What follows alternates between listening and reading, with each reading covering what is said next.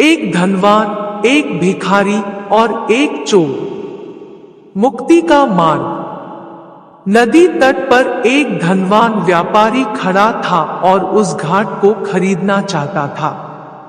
घाट का मालिक उसके आगे हाथ जोड़कर खड़ा था। मेरे बाप दादाओं ने यह घाट धर्म के नाम पर बनवाया था श्रेष्ठी, मैं इसे बेच नहीं सकता। किंतु व्यापारी ने अपने दंभ में ऊंची बोली लगाते हुए कहा, मल्ला, जितना बड़ा तुम्हारा घाट, मैं पूरे घाट को चांदी के सिक्कों से पाट दूंगा। नहीं श्रेष्ठी, मैं इस घाट को किसी कीमत पर नहीं बेच सकता। व्यापारी ने बोली और ऊंची की, जितना बड़ा तुम्हारा घाट है, मैं पूरे घाट को सोने के सिक्कों से पाट दूंगा। इस प्रस्ताव पर मल्लाह निरुत्तर हो गया और व्यापारी ने वह घाट खरीद लिया। अपने मुंशी से घाट की सारी नावें हटवाकर वह घाट को अपने कब्जे में ले लेता है और फिर रोजाना की तरह आज भी ऊंची आवाज में हुंकार भरता है कोई याचक जिसे कोई धन की आवश्यकता है, बेखटक मुझसे मांग सकता है। व्यापारी का नाम कोटिकर्ण था। वह इतना धनवान था कि उसके कान का एक कुंडल भी 1 करोड़ का था, इसलिए वह कोटिकर्ण नाम से प्रसिद्ध हो गया था। लोग उसके पास कर्ज अथवा मदद मांगने आते तो वह उनकी कीमती वस्तुएं गिरवी रखकर ब्याज पर ऋण दे देता। एक दिन एक छोटा व्यापारी धनंजय उसके पास आया और अपनी व्यथा सुनाई, श्रेष्ठी, कुछ डाकुओं ने मेरी नौका लूट ली, सारा सामान या तो लुट गया या डूब गया।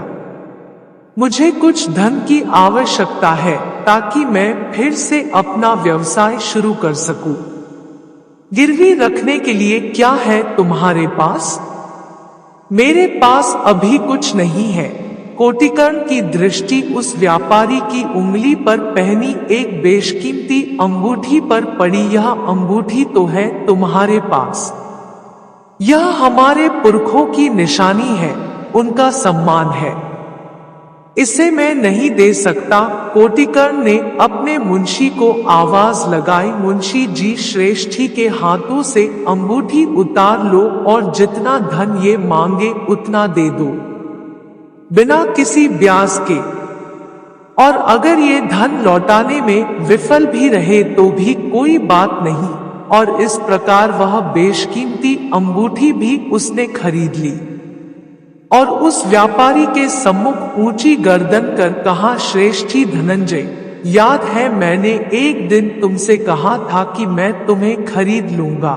व्यापारी धनंजय सिर झुकाए लाचार खड़ा रहा।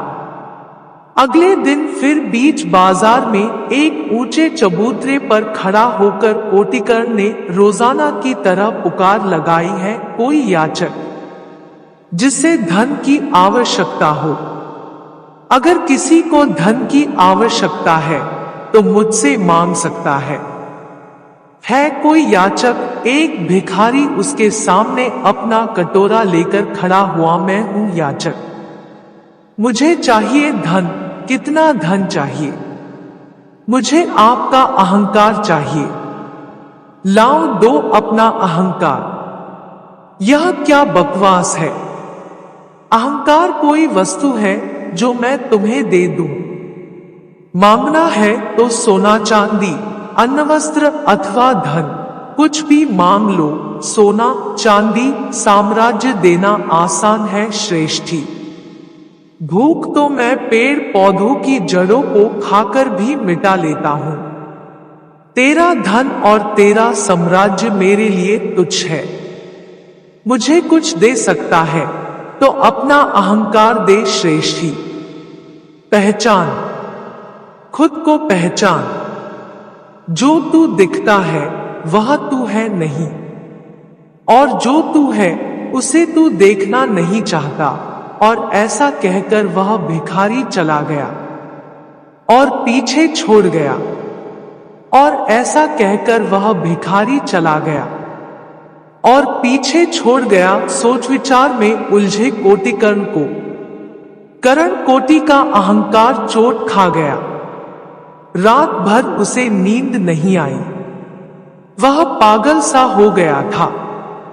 चिल्ला रहा था, बड़बड़ा रहा था, मेरी धन संपत्ति, मेरा साम्राज्य, सब कुछ उस याचक के लिए तुच्छ था। जिस संपत्ति को पाने के लिए मैंने दिन रात एक कर दिया, परिश्रम किया, दिन रात तिकड़ में भिड़ाई, वह सारी संपत्ति उस भिखारी के लिए तुच्छ थी। क्या कहा था उसने कि मैं जो हूं वह देखना नहीं चाहता, और जो दिख रहा हूं वह मैं हूं नहीं। तो कौन हूं मैं? क्या अस्तित्व है मेरा? इस प्रश्न का उत्तर मैं ढूंढ कर ही रहूंगा। कोटिकर्ण की बेचैनी दिन रात बढ़ती जा रही थी। उसके मन के अंदर बैठा चोर उसे सोने नहीं दे रहा था, और यही अंदर का चोर था जिसने बाहर के चोर को आमंत्रित किया। एक रात एक चोर कोटिकर्ण के घर के पास चोरी के इरादे से घूम रहा था। सिपाहियों ने उसे पकड़ लिया और पीटते हुए कोटिकर्ण के पास ले आए। कोटिकर्ण ने उस चोर को छोड़ने का आदेश दिया और उसे निर्देश दिया, अगर सिपाहियों से बचना चाहते हो तो मेरा एक काम करो। और कोटिकर्ण के कहे अनुसार वह चोर चुपचाप श्रेष्ठी धनंजय घर में घुसा। पर वह इससे पहले कुछ कर पाता, धनंजय की पत्नी की नींद खुल गई और वह जोर से चोर चोर चिल्लाई। चोर वहां से भाग गया। दोनों पति पत्नी ने देखा कि वह चोर वहां एक बड़ी सी पोटली में चावल और उस चावल के अंदर वही अंगूठी छोड़ गया है। पत्नी तो खुश हुई, पर व्यापारी धनंजय सब कुछ समझ गया। उसने साफ कह दिया, यह अंगूठी कोटिकर्ण ने ही भिजवाई है। जब तक मैं कोटिकर्ण की एक एक पाई चुका नहीं दूंगा तब तक यह अंगूठी मैं नहीं लूंगा। हम सुबह ही अंगूठी उसी को दे आएंगे। किंतु पत्नी नहीं मानी। साफ कह दिया, ऐसा नहीं हो सकता। वह दुष्ट किसी को कोई चीज दे ही नहीं सकता। यह चोर जरूर आपका कोई शुभचिंतक है जिसने यह अंगूठी उसके घर से चुराई है और हमें दी है। मैं नहीं लौटाऊंगी, चाहे आप कुछ भी कहो। दोनों पति पत्नी में इसको लेकर बहस हुई। धनंजय कुछ नहीं कहा पाया और वापस जाकर सो गया। किंतु भाग्य का लिखा भी बड़ा अजीब था। उसी रात धनंजय को दिल का दौरा पड़ा और उसकी मौत हो गई। इधर कोटिकर्ण की बेचैनी और व्यथा को चैन नहीं मिला तो उसने अपना घर-बार, धन दौलत, अपना नगर सब कुछ छोड़ दिया और वह एक साधु और एक याचक बनकर भिक्षा में मिले हुए भोजन पर अपना जीवन काटने लगा। और कई वर्षों के बाद जब वह अपने नगर वापस लौटा तो लोगों ने उसे पहचान लिया और पूरे नगर में खबर जंगल की आग की तरह से फैल गई कि श्रेष्ठी कोटिकर्ण अब एक याचक, एक आचार्य बन चुका है।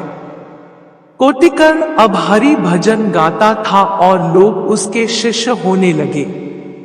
एक दिन वह भिक्षा मांगते हुए उसी व्यापारी धनंजय के दरवाजे पर जा पहुंचा।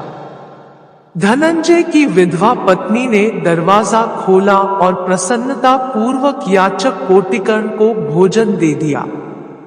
जब अपनी कुटिया में कोटिकर्ण ने भोजन करना शुरू किया तो पके हुए चावलों के बीच उसे वही अंगूठी मिली जो उसने चोर के माध्यम से धनंजय को लौटा दी थी। कोटिकर्ण ने वह अंगूठी अपने पास रख ली। एक शाम जब वह अपने आश्रम में हरि भजन गा रहा था और श्रोताओं की भीड़ उसके सामने बैठी हुई थी, तभी वहां भागता हुआ और सिपाहियों से अपनी जान बचाता हुआ वही चोर भीड़ में आ बैठा। सिपाही इधर उधर खोज कर चले गए। सत्संग पूरा हुआ और सभा भी उठकर चली गई। और जब वह चोर भी जाने लगा तो आचार्य कोटिकर्ण ने उसे आवाज लगाई। चोर घबरा गया, आप मुझे पहचानते हैं?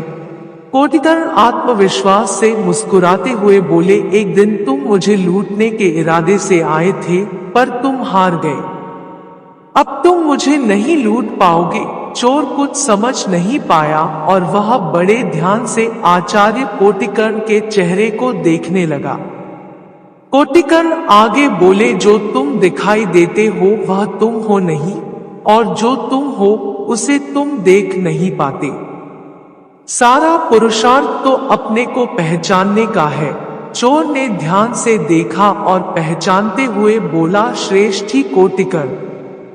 चोर ने हाथ जोड़कर कहा, क्षमा प्रभु, बचने का कोई और रास्ता नहीं था, इसलिए आपकी सभा में आ बैठा।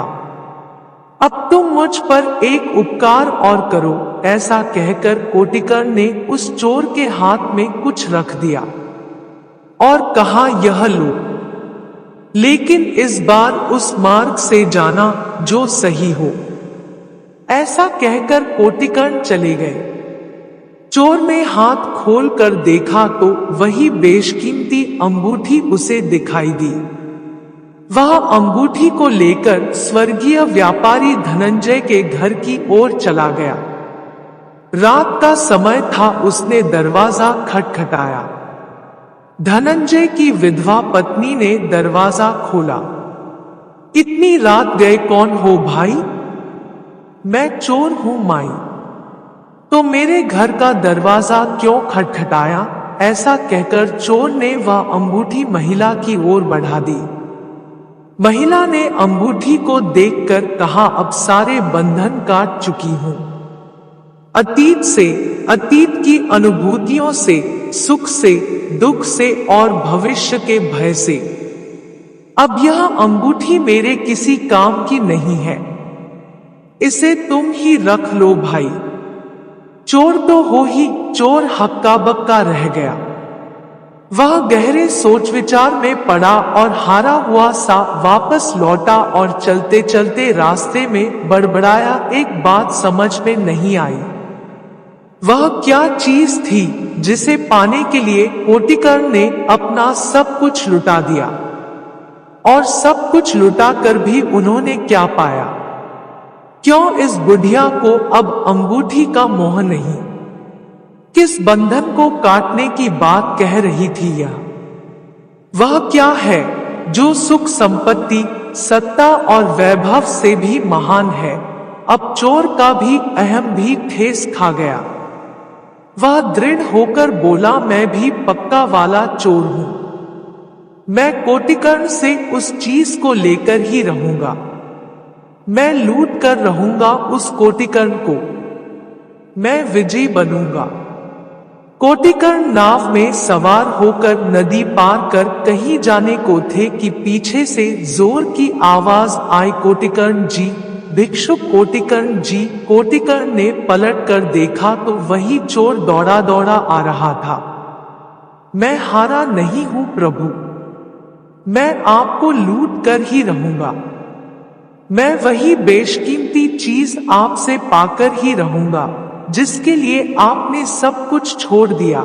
ऐसा कहकर उस चोर ने अंगूठी निकाली और उसे नदी में फेंक दिया और लपक कर कोटिकर्ण के चरण पकड़ लिए। और कुछ समय पश्चात वह चोर भी चोर नहीं रहा। वह सत्यवादी भिक्षुक के नाम से प्रसिद्ध हो गया। कोटिकर्ण को उसके अहंकार से मुक्ति मिली। उस विधवा स्त्री को अपने मोह और सुख की चाह से मुक्ति मिली और चोर को उसके अंधकारमय जीवन से मुक्ति मिली। शायद इसी को मोक्ष कहते हैं। हर हर महादेव। अगर वीडियो पसंद आई तो हमारे चैनल को सब्सक्राइब करें। धन्यवाद।